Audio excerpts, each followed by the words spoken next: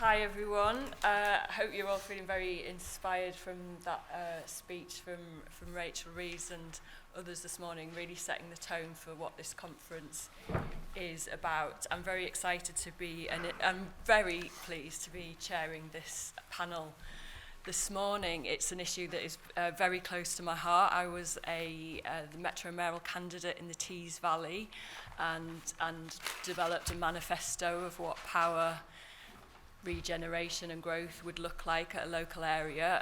But I now am the director of the UK Democracy Network, which is bringing together the 900 plus organisations all across the UK, including Northern Ireland, Scotland and Wales, who are working on issues of democracy, power and voice. And I want to kind of set this morning with a little bit of a tone of the importance of this stuff. Before I was working in politics, I used to run a charity, and I worked with some of the most marginalised people in our communities, people who couldn't heat their homes, who couldn't feed their children, who had no carpets on their floors or food in their fridges. And when it comes to power and who has the power, I was working with some of the people who had the least power in this nation. And so when we think about devolution, we also need to think about how we really devolve power down to the people that matter, the people on the front line of our public services, the people who are working as key workers in retail and in social care. When we think about the mums who are struggling to get their children to school, their voices currently aren't often heard. And at the same time, our economic growth strategies, and we've had a lot of slogans over the last 13 years, levelling up, take back control. But the big society. But the reality is we are seeing more inequalities, we're seeing more poverty, we're not seeing levelling up, we're often seeing levelling down.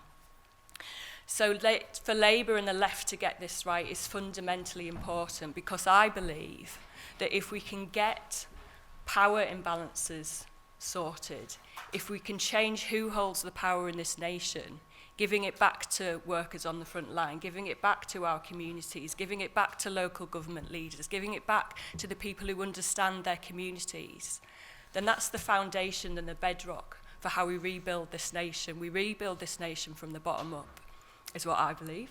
But I'm really excited to hear, and we've got a brilliant panel who will share different reflections on what their vision is for devolution of power. And hopefully these ideas will start to influence Labour manifesto, and we can go into that next general election with both the policies and the passion and the ambition for devolving power. So I'm going to start with Mick Antoniw, who is from the Council General of Wales, and he is also the Minister for the Constitution. And when we were leading the Democracy Network, we were always inspired by what's happening in Wales. Wales is often the benchmark for doing things right, so I'm really interested to hear what Mick's got to say. So I'm going to hand over to Mick. Hopefully the technology is working, and he might even be behind me on the screen. Is that right? Yep, great. Hiya, how are you doing? I won't be able to see you, Mick, but the audience can, and so I'll hand over to you. We do have a tight 4 minutes, and at 3 minutes, the panel, someone on the Zoom will just let you know when because they'll have seen the note from me. So over to you, mate. Well, firstly, thank you for inviting me. I mean, thanks to speak to some of I think some really important things that are happening about decentralisation of power. Now, of course, I'm an independent commission looking at issues of decentralisation, federalisation, and so on, the democracy within the UK. But I have to say, Gordon Brown's report, which has not been particularly well publicised, is a very fundamental analysis of the need to decentralise power within the UK. You know, as socialists, what we're about, empowering people's lives being taken as close to people as possible. And that's why the principles that Gordon Brown has set out, it doesn't set out all the answers, There are far too many complex issues around how it might be done, particularly with regard to England. But it is absolutely essential that we bring power down. As Niall Bevan said, the purpose of winning power is to give it away. That is to empower the people we represent. We've been doing that in Wales in terms of where we can within what is a very dysfunctional devolution settlement, through protecting agriculture workers, disapplying certain Tory proposals with regard to trade union action, and in fact in respect of the current strikes, minimum service level bill, etc. We will have nothing to do with that. I'm sure employers in Wales will not do so. We will do everything we can to discredit that. 120 years ago, 19th century entrepreneur workers came out on strike. They ended up in the Supreme Court and established fundamental principles of trade unions. The other area, Gordon Brown's report, fundamental to us, for example, say we've got to start looking at the devolution of justice, use justice probation, because bringing justice, the delivery of social justice, close to people where all of those involved services exist. It's not just important for Scotland and Wales, but it's equally important for within England as well. The recent Section 35 issue that's arisen in Scotland with gender recognition is absolutely right. It's a classic example of the dysfunction we have. The response to what has happened in UK government saying it's going to basically overturn properly passed Scottish legislation is not about the issue itself. It's about, has it been through the correct parliamentary process, democratic process? If so, that is where the decision has been given. It's been given to Scotland, the Scottish Parliament, to be able to take that particular decision. And we have to defend that devolution. Devolution is under attack. Decentralisation is under attack. And we see that from the Tories in a whole variety of legislation. And if we really want a progressive democratic society, we really have to embrace, I think, the principles of Gordon Brown's report. We have to have a taking back control of bill, but one which recognises there are 4 nations in the UK. We have to work together, and we have to have a proper structure that actually brings power closer to people, and that would be a much better, more essential form of democracy for us. Oh, thank you. We'll come back to you with some questions. We're going to hear from some of our other panellists, but I know people in the room will have some questions for sure. So I want to introduce Oliver Coppard. Ollie, you're one of our newest Labour Metro mayors, and it's been a pleasure to work with you over the years on different campaigns. And yeah, you went one step further. You won, which is fantastic. You've also won yourself an airport. And anyone who knows my campaign will have followed some of the debate on regional airports. But actually, Ollie, I guess wider than that and deeper than that is the conversation about devolution and the introduction of mayors. And I'd be keen to hear your thoughts on how we can get this right. Is it working, and can we do better? Can we go further? Okay, thank you. What you didn't say was I lost 3 elections before I won this one, so thank you for not pointing that out.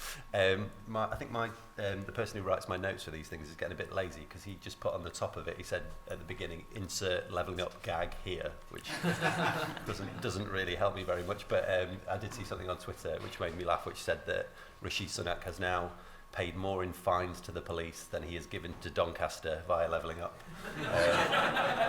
which is deeply depressing for somebody like me. So look, I will relatively quickly just say 3 things so we can get as much time in for questions, because I think we're probably all going to agree on the need for devolution, or at least I hope we are.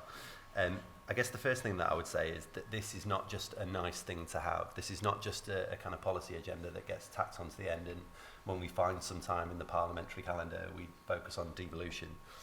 This has to be absolutely central to our governing mission when the Labour Party gets into power. We were just talking a moment ago on the panel about devolution, and the idea that the good thing about devolution, and I potentially kind of slightly disagree with Mick, is that we're getting into this bidding war on devolution and what devolution means. We've got the Convention for the North on Wednesday, and we've been kind of told that Michael Gove will be speaking and making a big announcement on Wednesday. So I'm hoping that's going to be more funding, more devolution, maybe something about trailblazers, we don't know. But I hope that's a big announcement that gives more control to people like me and our fellow Metro mayors, because I think it's absolutely central to what we need to do. I've been sort of a big believer that what we need to do in this country, Thatcher changed the rules of the game. You know, in the 1980s with Big Bang and the liberalisation that she brought in, she changed the rules of the game. And what we need to do is think equally strategically about our statecraft and how we do something similar. So that even when we're not in power, the Tories are playing by our rules, and I think devolution is the answer to that. Secondly, I would say that this has to be really ambitious.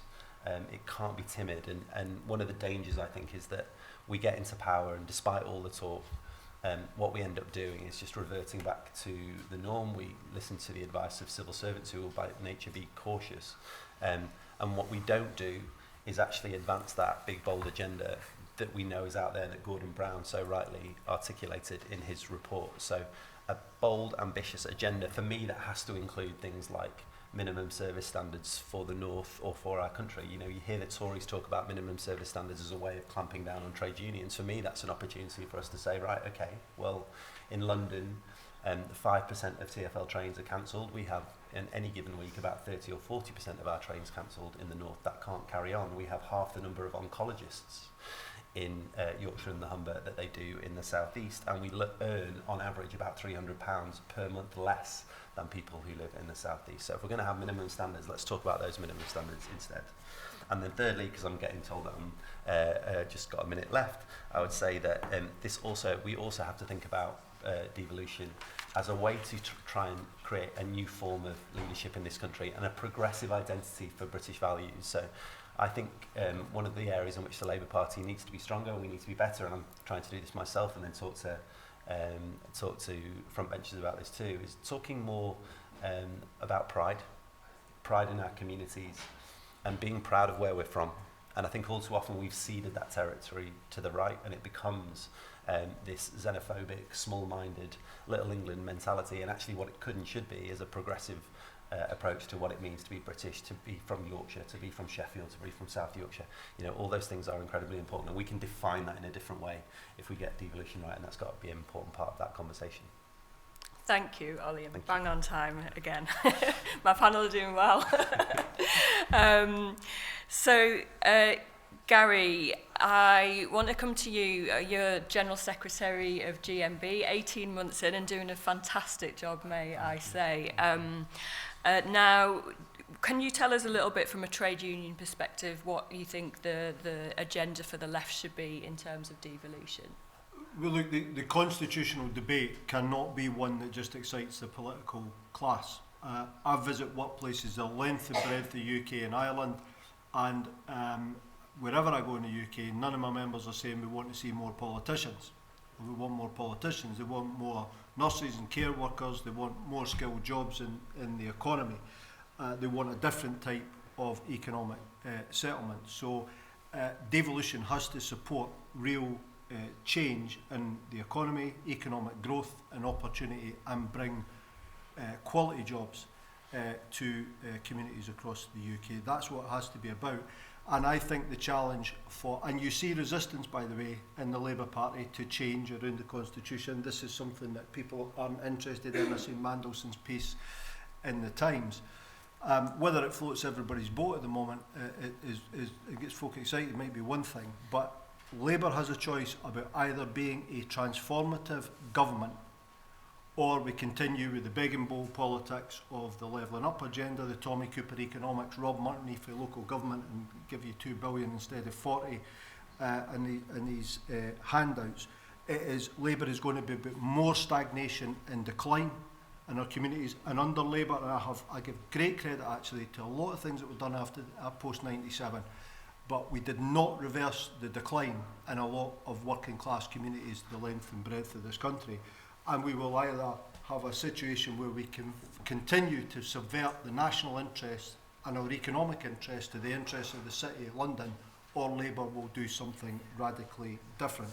And by the way, there are big lessons from Scotland about devolution, because creating a mini Edinburgh elsewhere in the country, and that's, Edinburgh's become a mini London, with a concentration of political power, doing very little successfully in terms of the economy. Edinburgh is booming at the detriment of the west coast of Scotland. And by the way, I'm from Edinburgh. I just happen to live on the west coast of Scotland. So there are lessons to be learned from it. In the 1970s, wages in the Midlands were above the UK average. They aren't anymore. And that's also, wage, in terms of averages, Wales and the North, average wages have been falling compared to the rest of the UK. We can reverse that, but it is about rebalancing our economy, and that is going to be around bringing things back like our manufacturing industries and stop talking about it and actually delivering it. Biden actually gives us hope. Ending the faculty lounge politics debate about green jobs and all this nonsense that's never been delivered for working people, actually listening to working class communities and seeing manufacturing jobs being brought back. Fastest growth in manufacturing in America since the 70s. There's a whole load in this piece. Automation will affect different parts of the country differently. We need power, political power to deal with that. Ageing populations, how we're going to deliver care. We need to listen to communities to do that. And I don't have time to talk about employment rights, which is going to be a big factor as well. The UK will not survive in its current structures. Politics is concentrated economics. There is going to be a further shakeout. The 2014 referendum in Scotland starts in 2008 on the back of that crisis. A new epoch's opening up. There's huge opportunities here. I say the left needs to seize the moment, rebuild economies, and maybe with it, rebuild the labour movement. Thanks, Gary. To time as well. No pressure, Jess. And it's great to be joined by Jess, and we've worked together a little bit on, in my role as the Director of the Democracy Network, and you as Deputy Chief Exec of New Local, and you really are doing some brilliant things and have built a reputation for the innovation and ideas for local government that we need. So what does this mean in terms of more of the local picture, neighbourhoods, devolution? Tell us a little bit from your perspective, Jess. Thanks so much. Really pleased to be here, and I think it's fair to say I draw a lot of inspiration from what happens at a local level, and certainly over the last 13 years that's where a lot of ideas and innovation have come from, and it's great to see the Labour Party drawing its own inspiration for its own future governing agenda from that. I think it's important to say devolution can sometimes be presented as an end in itself rather than what I believe it is, which is a means to an end. And talk about that end and why you would think about devolution as a route to getting there. The 2020s have a series of challenges that we face as a country, not least rising inequality. Inequality that's rising despite being one of the most centralised countries in the Western world. Demographic change, it's been mentioned, but an ageing population and the need to invest in community provision outside the walls of institutions and take a much more kind of needs-based approach to where different places have different challenges and need different responses. There's also an increasing challenge, which is that we're living in an age of crises, which don't feel like they're going away, whether that's around the need for food systems resilience or energy security. There's a real challenge on ensuring local areas are resilient. And I think we saw it play out in the pandemic, where we saw a very rigid, top-down, national-led response did miss the mark in too many areas. And I think we need to learn lessons from the pandemic response. There may be future pandemics, but it's true that global challenges have local consequences. And if we're going to build local resilience across our communities, we need a much more mature system of government, and devolution is part of that. So 3 features just of a Labour approach to devolution, or a left approach to devolution. Firstly, it's really important that it's about giving people and communities voice and rebuilding trust in government, which is obviously eroded. But there has been a sense that devolution today is about a kind of a switch in power from central government to local layers and new local tiers of governance, which are great to see, and mayors are a brilliant advocate for their areas, but really it also needs to be something that's tangible for local people, that they feel they can have some influence over their lives. The Gordon Brown Commission was great and really radical, A lot of it was focused on kind of constitutional switches between levels. I think there were some really interesting things that were less investigated about social rights and community rights, which I think really need to sit alongside devolution. And what Keir Starmer's New Year's speech, where he talks about giving some meaning to take back control, is brilliant to see, because obviously there hasn't really been a sense that people do have control over the system. And I think that there's real scope for opening up participation as part of devolution. Secondly, devolution has to date been about kind of particular economic growth levers rather than public services, which are the kind of other side of the coin. If you think about hard-edged economic change, I've got the message, and the system of social support. So things like health, welfare, employment support, education, these big Whitehall departments have so far been impervious to devolution. We see it as this kind of particular policy initiatives that can be devolved. And really we need to think about public services in the round. Labour, when it was in government previously, began to think about total place, began to think about spending in areas, but really we need to think about shifting from a siloed Whitehall accountability structure to creating systems in places which are more resilient, more responsive to needs. And finally, it's been said, but I mean, it's very easy to promise to give away power when you don't yet have power. It's an obvious thing to do, to promise devolution when you're in opposition. It's a really hard thing to do in practice, because there is a civil service that's right there ready to advise you about how difficult it all is. The civil service institutionally over-recognises failure locally and underplays the extent of cost failure and problems with national decision-making. So it really is it's a mindset really for a Labour shadow cabinet to get into government and really, really want to push through a different way of doing government. And that means rebuilding local areas, investing in communities, investing in the local state as a precondition, but then trusting local areas to deliver and adapt to those needs. And so I think it's really good, everything that's being said, but the proof really will be in the pudding if there was a future Labour government. Thanks. Thank you, Jess. And finally, Frazer Clarke, you're a policy advisor for the S&D Group in the European Parliament. And so what are your thoughts from a European perspective? Are there lessons that we can learn from Europe, or are there like lessons that we need to sort of think about when we're developing our agenda for devolution in the left? Thanks, Jessie. Yes, I have to start with a couple of health warnings. First of all, anything I say is my personal view. I'm not here to speak on behalf of the group. I'm only a humble member of staff. Secondly, I've lived outside the UK for over 30 years, and I really don't feel qualified to talk about UK devolution, especially on such an eminent panel. All I can think is maybe somebody mistook me for John McDonnell. It wouldn't be the first time that's happened, I must say. But I do want to talk about what the EU tries to do to give its citizens a greater say, and why, and to give a couple of examples. To read the British press, you would think that the EU is an unrepresentative superstate that spends its time imposing its will on independent countries.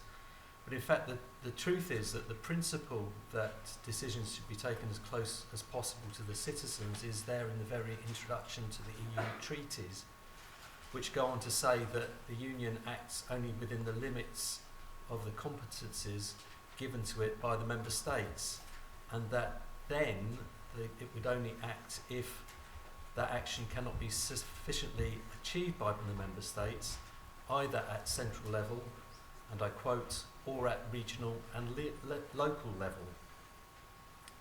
Give a couple of examples, one of which is more recent, one of which is longer term, about what's been happening in the EU on trying to bring things closer to the citizens.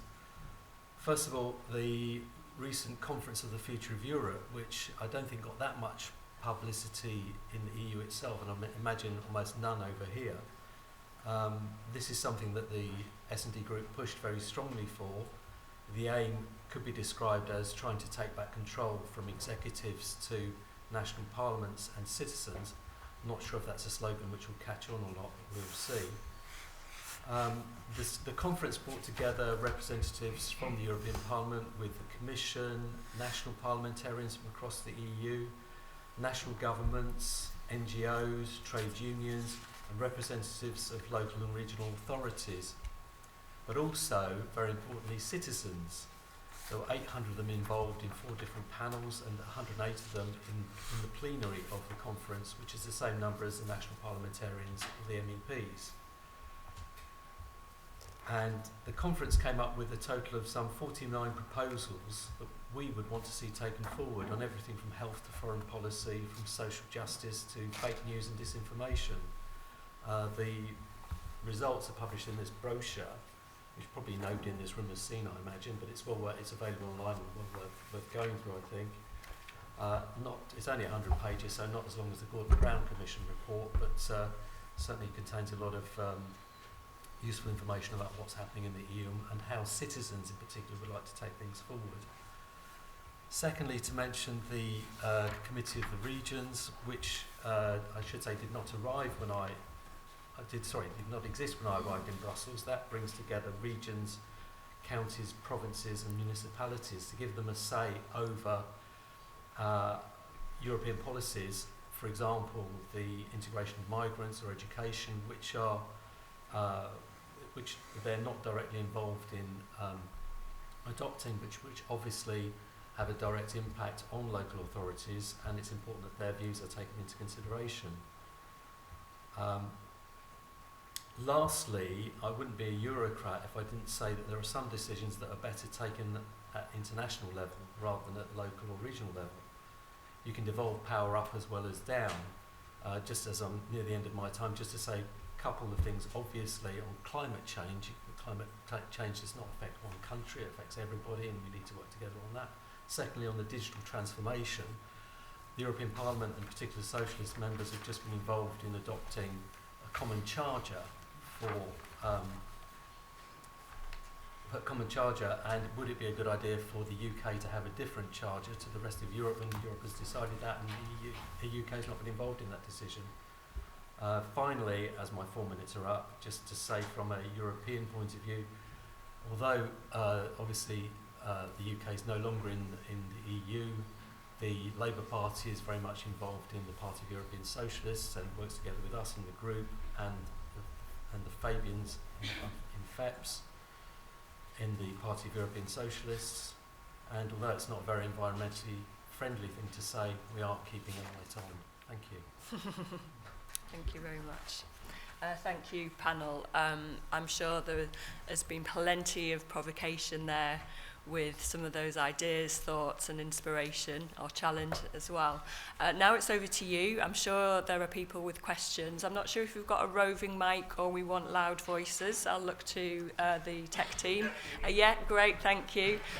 So we've got hands shooting up. I will try and ensure we've got gender balance in terms of who gets questions, and we'll do it in rounds of 3, and then we may move to 4. So I will take the lady here, Emma, I think it is. So the guy in the blue jumper, and this guy here with the brown jumper with some funky red stripes on it. Hi, Emma Burnell, amongst other things, Fabian, staff member. I know some things really well, and this will shock Jess, who used to work with me. There are some things I don't know. But the Labour Party has always had a slight problem with being seen as really paternalistic. We will tell you what's best for you. Equally, sometimes I really need somebody to tell me what the best option is. So how do we, whilst devolving power, and more importantly for me, agency to communities, how do we ensure that they are well supported and that we don't have that we've had enough of experts attitude alongside that? Cheers. Hi, Sean Hannigan. I do some work with the English Labour Network, and we've been talking about this over the last week. We had an event in Parliament back on Tuesday talking about particularly the Brown Report. My question is particularly concerning, again, a lot of the panel members are particularly from England as well, talking about particularly as you represent in Yorkshire, Oliver, and Jessie up in Teesside when you did a mayoral campaign up there. English kind of councils have had kind of a lot of their funding cut. Compared to our friends in Scotland and Wales, it's been about a quarter in England compared to when we were last in government, and it's been about 10%, a bit more, in real terms since 2010. We talk about obviously trying to devolve power, but things like, for example, what Labour did when devolving power in the form of local government or local legislative bodies, and that has perhaps prevented a lot of the cuts that could have been imposed in a way that they were in England. Do we need to perhaps go even further than the Brown Report? Because it looks like if another Tory government got in, they could just do the same thing they've done over the last 13 years, and we could have had a lot of even more cuts, whereas our friends in Scotland and Wales might not. Is there something we need to do even further beyond the Brown Report that might actually go towards preventing any Tory government from ever doing that again? Cheers. Hi, Josiah Mortimer. I'm a journalist for the news site Byline Times. There's been a fair bit of talk about a so-called division between Gordon Brown and Keir Starmer over devolution. How real do you think that split is? And being honest, on a scale of 1 to 10, how likely do you think Keir Starmer would be to implement the Brown Commission proposals, say, in a first term? Thanks. Okay, thank you. So we've got questions on when do you need kind of told what to do, when do you need the public to tell you what to do. We've got a question on cuts and embedding devolution, and we've got a question on how serious is the Labour Party about devolution and constitutional change. So I'm going to start this side. Feel free to come in, Fraser, and then we'll go across the panel. Oh, sorry, mate, sorry. He said he doesn't know much about the subject. Anyway, on the question of agency and Emma's question about not having enough of experts, I mean, obviously there are some decisions which must be taken at local level. For example, how often your bins are emptied must be taken by local authority because people are directly involved in it on a day-to-day basis, and other decisions, I spoke about climate change, which is a bigger part of the same thing, must be taken at a higher level. But in terms of ensuring that decisions are implemented locally, you have to ensure that there is adequate funding. I don't, again, not something I'm an expert on, so I don't know if I can say very much about that. I would refer to other members of the panel. On the question of going further than the Brown Report, I have not read the Brown Report in detail, but I understand it does involve a number of safeguards for devolution, in particular in terms of the Reformed House of Lords being able to block any national attempts to wheel back on devolution. But we live in a parliamentary democracy, and Parliament is sovereign, and to say that you want to prevent a future government doing something, I know that the Tory government at the moment is doing lots of things that it wants to stop a future Labour government being able to turn back. But I mean, we have parliamentary sovereignty, and things aren't going to be turned back in the future. A future elected Parliament wants to do so.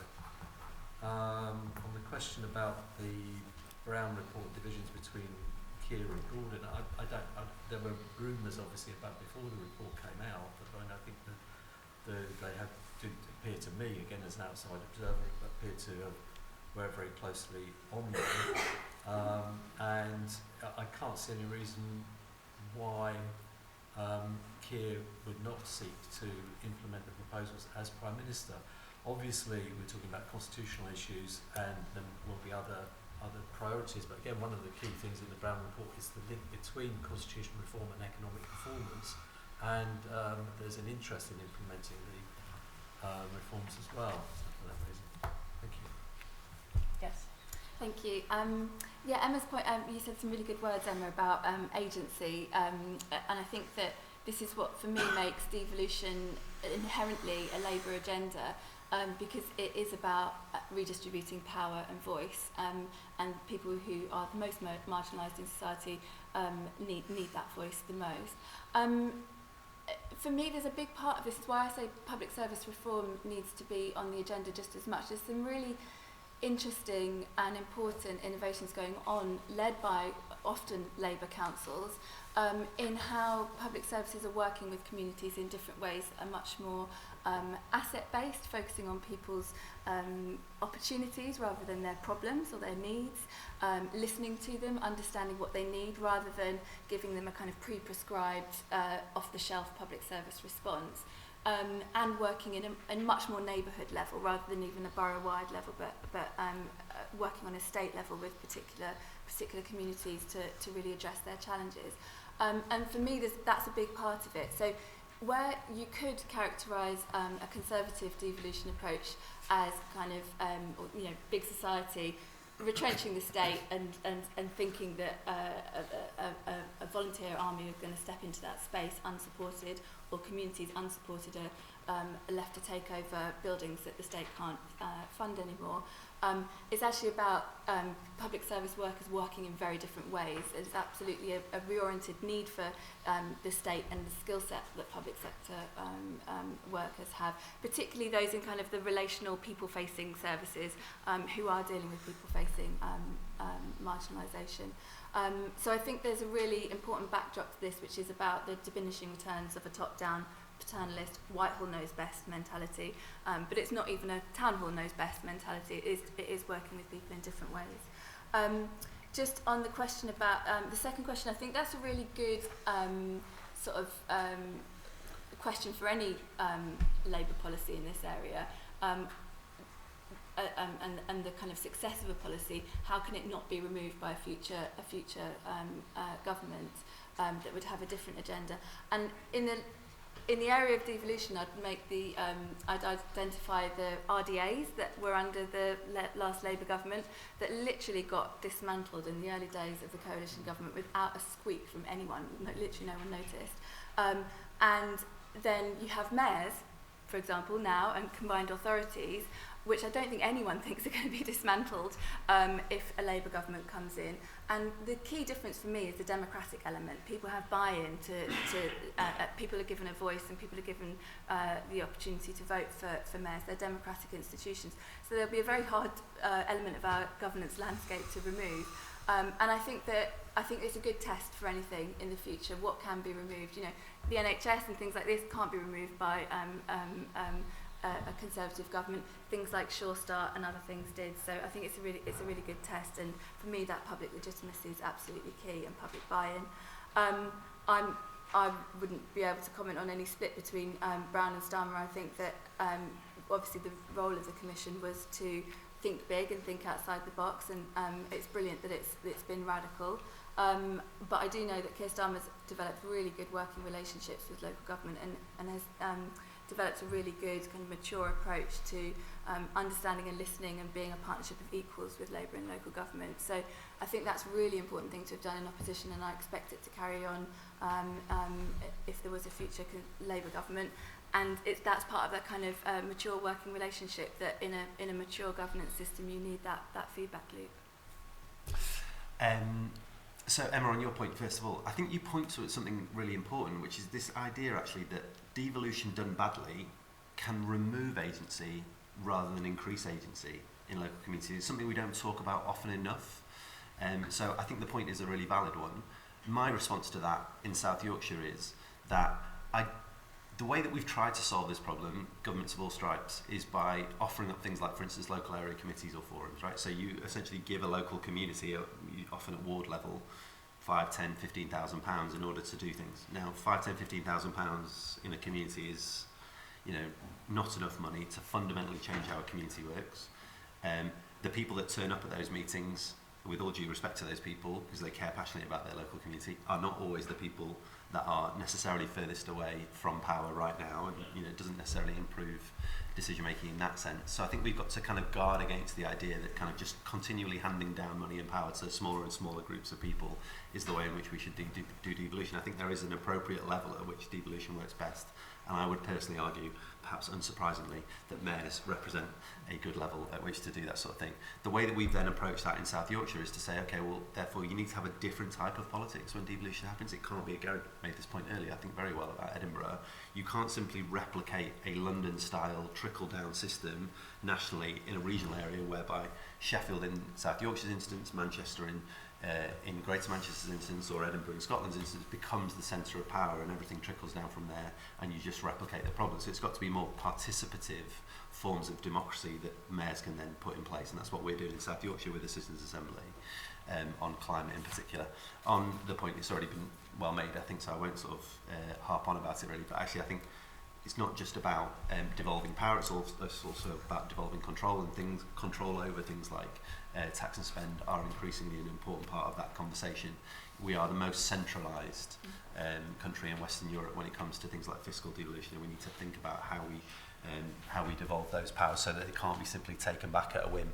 You know, Fraser's absolutely right. You know, Parliament is sovereign, and we need to kind of recognise that ultimately things can always be undone, but we need to actually kind of change the rules of the game if we're going to actually show people that this can work differently, and hopefully generate that sense of ownership that people then say, actually, we don't want you taking that back off us. I mean, you know, look at the current debate on Section 35 and you know, a Tory government trying to take control away from a Scottish government. It doesn't feel likely or possible, does it? It feels like that's going to generate a real debate, and we should get to that same place with regional devolution. And then lastly, and very quickly, I'm going to let you in on a secret. I don't think there is a split between Keir and Gordon. I just don't think that there is one. I don't think it's there. They might have differences of opinion around the margins, of course, or the timetable, of course. They might have a conversation about how that's going to work in practice. I think, you know, I was at the launch of that report in Leeds with Keir and Gordon, and Keir was absolutely crystal clear that this was something that he was committed to. He agreed with Gordon on the fundamentals of both the argument for devolution and the fundamentals about why and what happens when we get into power, and it's a first-term priority. So I just don't think it's there. Of course, there will always be agreements within the Labour Party. We wouldn't be the Labour Party if we did disagree. But I think by and large we're on the same page, both Gordon, Keir, and across the country. Thanks. I'm going to come to Mick, and then we'll come to Gary. And Mick and Gary, if you could keep your comments slightly shorter, because I wanted to come back for another round of some comments from the audience as well, if that's all right. Mick, can you hear me? My apologies, because after this I'll have to go into another... Can you hear me okay? Yeah.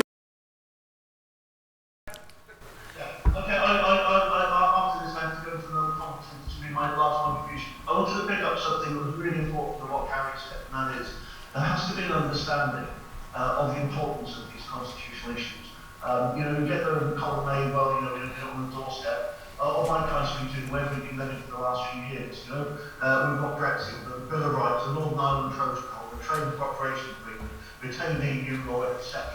And the important reason why Labour has to address these issues is because, one, the future of the UK is stake, but secondly, because these constitutional issues are about how power is exercised, where power lies, and if we really want to change society, we have to ensure that our government operates. The other challenge that comes forward from Gordon Brown's report more broadly is that Westminster itself has to understand that need to change fundamentally and to embrace it. You know? We no longer have parliamentary sovereignty we had before, where you have four parliaments effectively with legislative powers that are accountable to a democratic mandate where people have been elected. You have shared sovereignty. Part of our constitutional dysfunction is the fact that Westminster hasn't caught up, and that's why I think it's so important. Some of the things Gordon Brown has been talking about protecting the constitutional settlement, about civil, about reform and change of the House of Lords, creation of perhaps a second chamber of regions and nations and so on. So these are fundamental things that have to happen. But equally so within devolution, as we're addressing ourselves within Wales. We have a social partnership bill going through. We have the Welcoming of Future Generations Act that has been passed. And we have an independent commission that's now in the second stage of its work, which is actually about engagement with communities. Because our democracy is in crisis, you know, when 40% of people don't vote in general elections, 60% don't vote in parliamentary elections, and even more don't vote in council elections. You know, our democracy is at a precipice. And what Gordon Brown's report does say very clearly, and I agree with it, is that many people have now lost confidence in the political process. They don't believe that whatever happens will change. So fundamental reform is something the Labour Party has to embrace, not only in terms of the governance of the UK, but I actually think within the governance of the Labour Party and the operation of the Labour Party itself. Thank you very much. Thanks for the opportunity to participate. Thanks, Mick. And little clap for you there. They liked your answer. And Gary. The general points, too much politics is top-down. Politicians, there is not enough listening goes on in terms of working class communities and ordinary people. and for that matter, workers through their trade unions. And let me give you two cases in point. The debate over energy. You can sit at Davos talking about energy debate all you want. Who is speaking to the workers at the Worcester Bosch factory, to the gas workers, to the nuclear workers, to the offshore workers?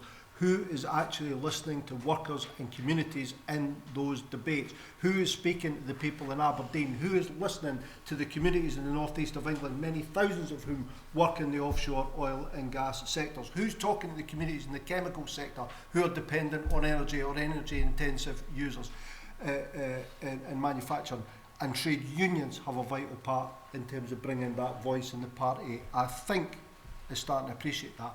In areas like care, if I hear another politician talk to me about the need to reform social care without speaking to care workers, because none of the politicians want to grasp the issue about care. The fundamental problem is care workers are on pennies above the minimum wage for doing a highly skilled job, and until you're prepared to listen and address that problem, you're not going to sort out the issues of care. So don't get me started about politics, far too much top down, and I'm not a preparedness to listen. And as I say, we as unions have a responsibility in that process of listening as well. On Scotland, I still live there. And if anybody believes that this is some bloody nirvana up the road, I mean, I challenge you to come to Paisley where I live and see the state of those communities. Some of our communities are like post-Soviet collapse type stuff going on still in our communities.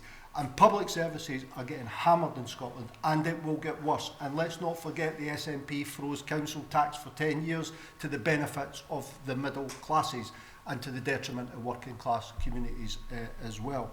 I was on the commission with Gordon Brown. I don't know if the two of them were talking and falling out or any of the rest of it. What I heard for Starmer, I was actually quite surprised, because I think he adopted the key tenets of that commission, and I think it is pretty radical. And what I see from the party, I think, is a radicalism that people haven't quite appreciated. What I hope and what I think is happening is there is a desire to do something lasting change in this country. And it will be about the Constitution. It also has to be about things like industrial relations and workers' voice and redistribution of the wealth. So I don't see that split. I see a desire for lasting change, and I think there is a huge hope and huge opportunity. Thanks, Gary. Inspiring. So I'm going to come to the audience now.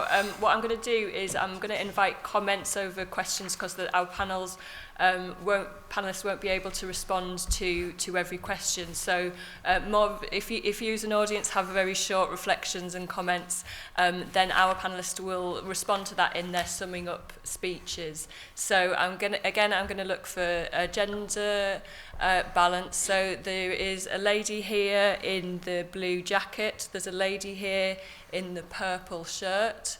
There's another lady here in the white shirt and cardigan, and then a final comment, because you came and sat on the front, this gentleman here.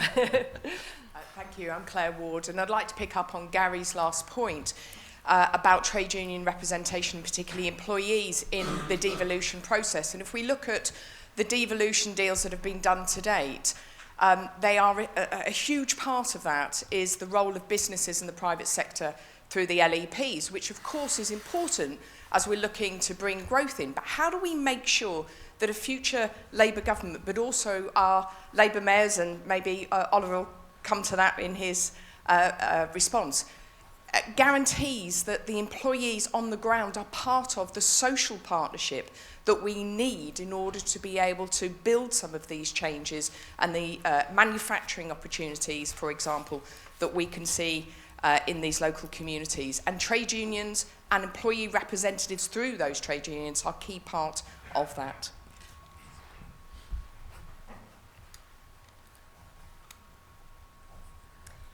I'm Cathy B, and I'm just a Fabian member. I wanted to ask, I've been thinking about geography, so I do some work on devolution, and one of the things that I think is quite question is not just what power is devolved, but where it's devolved to, because we have got combined authorities over quite big areas. We've also got some very small local authorities.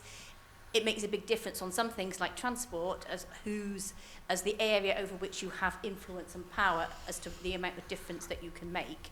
On the other hand, it's much easier and more straightforward not to have to get local authorities to work together because they don't always want to, or they don't always want to work together over a geography that other people think is sensible. So I think there are more challenges ahead in terms of practically making it work. It's easy to say devolution is a good thing. It's actually quite a lot more challenging to put the things together in the ways that are going to be most effective and have everybody agree about it. And I do agree with Jess that there's quite a challenge in terms of the civil service and government as a whole, because the department that is responsible for this doesn't have power over most of the things. It's not responsible for health, it's not responsible for transport, it's not responsible for education. And I think the key thing to that is it's going to need a Secretary of State who is committed to it in the long haul, so there isn't lots of change. And a manifesto that makes it very clear so that there's always something to wave around in front of other people to say, no, that's what the government's committed to. Thank you. I'm Hannah McHugh. I'm a councillor in Islington, and I chair the Fabian's Law and Constitutional Policy Group. So one of the big sticks in the wheel of policy making in the UK is the problem of NIMBYism. And in fairness, that often comes from the MP level at this point. But while I'm absolutely convinced we need to do more to devolve decision making for a host of reasons related to power inequality, how can we manage when we're going to have difficult policy disagreements between national government and potentially regional and local government? So to make it concrete, let's imagine, and we hope this will be the case, the next Labour government wants to introduce more homes and more wind farms, but there are local or regional incentives to block that. Thank you.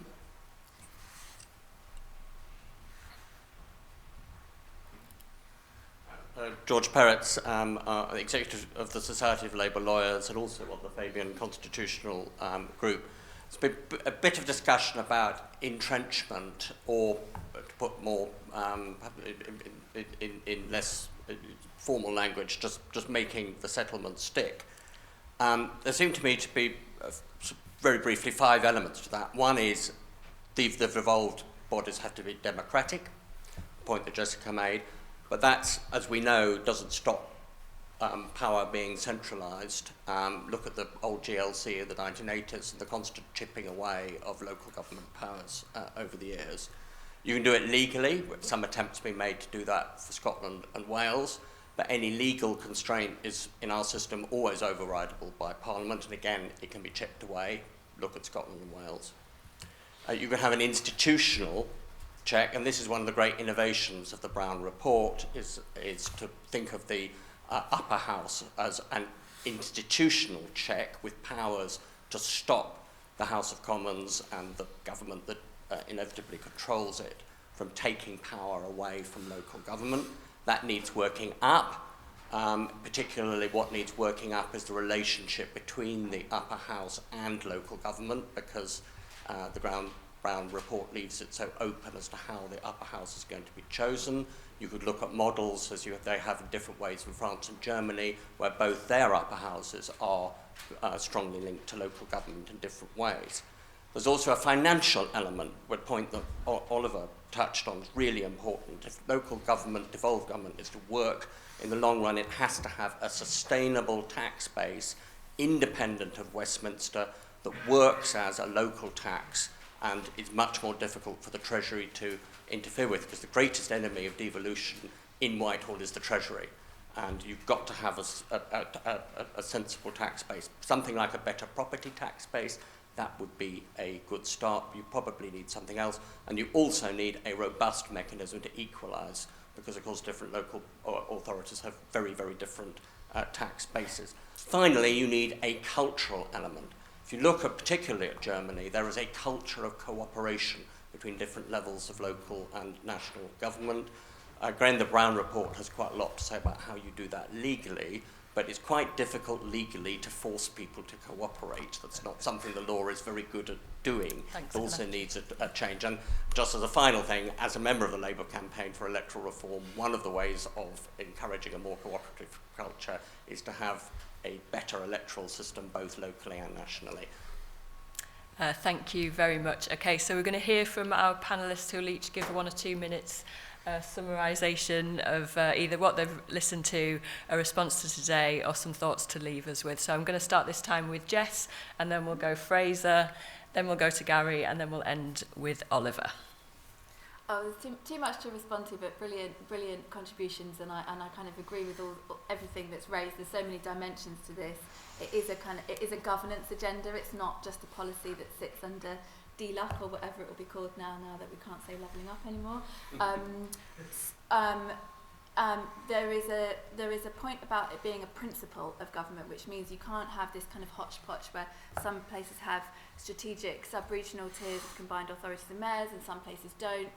There has to be a principle that everywhere in England gets devolution, and then you can start talking about the levels at which different spatial dimensions of transport and infrastructure at sub-regional level, what happens local level, and what happens at hyper-local neighbourhood level to get the best impact for policy and to get the best impact for public investment spent in different areas.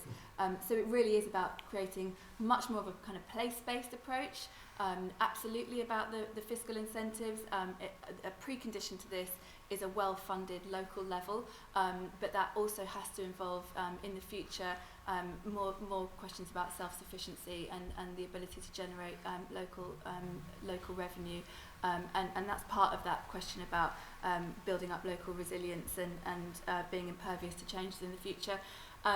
There's a big part of this when it comes to reform at Whitehall. The Treasury role is absolutely key.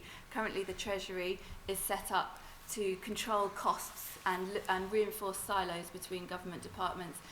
If the Treasury flipped its role to understand value throughout the system and how to create value, and where there are cost consequences of shunting costs, for example, between social care and the NHS, that makes for bad government. So it's great to hear Rachel this morning. The Treasury role driving this is going to be absolutely critical, and the effectiveness of devolving budgets to make better public services, crucially to match that with economic growth agendas. But thank you very much for a great discussion. Thank you. Just on the entrenchment point, of course, we thought that UK membership of the EU was entrenched, and that what happened there and how well that's gone. On George's point on cooperation as well and working together at different levels, I mean, it would be a good idea, I think, if we had a written constitution which would entrench things as well. And maybe that would be another way, as Germany does, of having making sure that decisions are taken at the right level. But I think as socialists and Democrats and Labour people across Europe, at whatever level decisions are taken, I think what's in our DNA is to ensure that the social dimension is put to the fore at every level, whether that's about the right to work, rights at work, or worker involvement in decision making. That's always got to be at the forefront, I think, as far as we're concerned. Next thing I want to say is it's very important for us individually, obviously, to not take citizens and voters for granted and to get very much involved in local politics and politics at whatever level we can. I'm afraid I've seen in far too many local Labour parties taking votes for granted, and I think that's maybe why we ended up with losing some seats that we did in 2019 in particular, and why we ended up losing the 2016 referendum. And the last thing from a European Socialist and Democrat perspective, please do all keep in touch. Thank you. Thank you. Gary? Look, I think, and we're unashamedly, we are very proudly, we're fundamentally a working class organisation.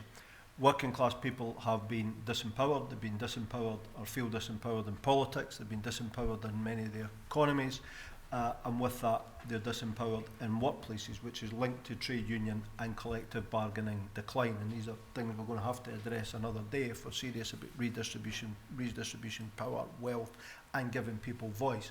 And when we get disempowerment, we get alienation, we end up with Brexit, and we end up with the mess that Scottish Labour got itself into as well. There's a number of points just very quickly to touch upon. There was the point about work, and the Scottish Government set up a fair work agenda. It's like their just transition piece. It's rubbish. It will deliver nothing because it's all about top-down telling.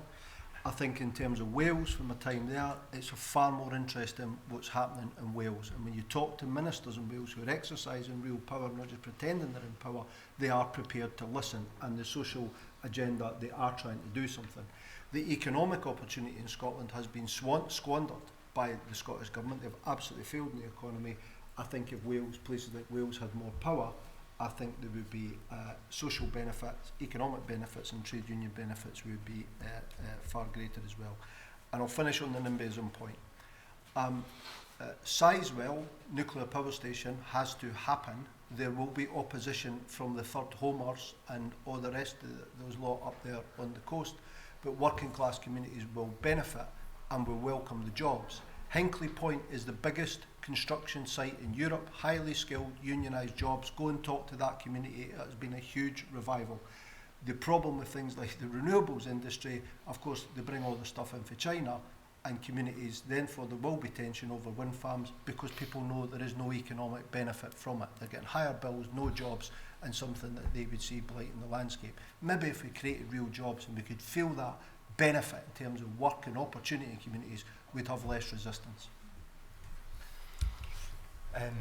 Thank you. In the true spirit of devolution, I'll answer the questions rather than just giving my own opinion. But so just in terms of Claire's point about employees and workers as part of that conversation, I think really, really important and well-made point that the LEPs are not a forum for workers to have conversations as part of the devolution settlement, and there aren't structures within MCAs currently, unless we set them up, that allow workers to have those conversations as part of what we're trying to achieve, which is why trade unions and the representation of trade unions within those systems is so important. We've got Bill Adams from the TUC on our LEP, and I'll be setting up a largely informal, actually, kind of trade union network to be able to have those conversations, but they're not part of the structures, and there's an argument to say they should be, and I think that's absolutely right.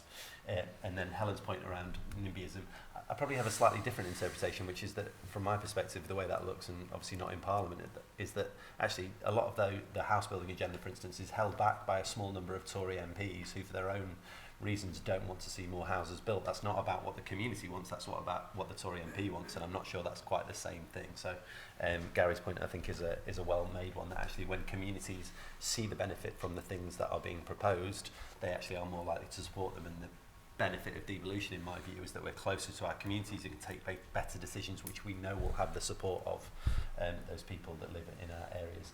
So, and then last but not least, just to try and sum up the point made by Kathy around the size of the devolution areas, but also the point made by George. There is another element, I think, which makes this stick, which you didn't mention, which is the one I spoke about earlier, which academics call psychospatial, which will go on lots of leaflets, I'm absolutely sure. And the psychospatial element is the sense of identity in a place. So, you know, how do we create places that have a stronger sense of identity? How do we proactively foster and encourage and promote that sense of pride in our local communities so that we can actually create a sense of identity that sticks? And that's the challenge, I think, for MCAs that we haven't quite grappled with, but need to be proactive in looking at. One of the reasons why we changed from Sheffield City region, which included places like Worksop and Mansfield, to becoming South Yorkshire, was because actually, whilst it was a travel to work area, what it wasn't was a coherent political identity, and what we need is coherent political identities that can then hold in common an identity which actually sticks and promotes devolution. It's what you see in Scotland to a certain extent, albeit imperfect. I think it's what we need to see across the rest of the country. Well, thank you to our panel for that absolutely fascinating conversation, and I hope that has left you challenged, inspired, but most of all hopeful, because within 12 months we are potentially going to be starting looking at the general election, and this is going to be the biggest opportunity that many of us have known in a generation, and some people in this room maybe even a lifetime, to see genuine change in terms of power in this country and also in terms of rebuilding this nation. These are the ideas that should hopefully inspire policy, inspire change. We talk about a constitution, workers' voice, working class power, the ability of a government to listen and act, and to give people pride of place and an identity. So please, if you're around, the speakers will be around for a little bit, so come and ask them questions if you didn't get a chance to. Thank you for being part of this really important conversation. Thank you, Jessie.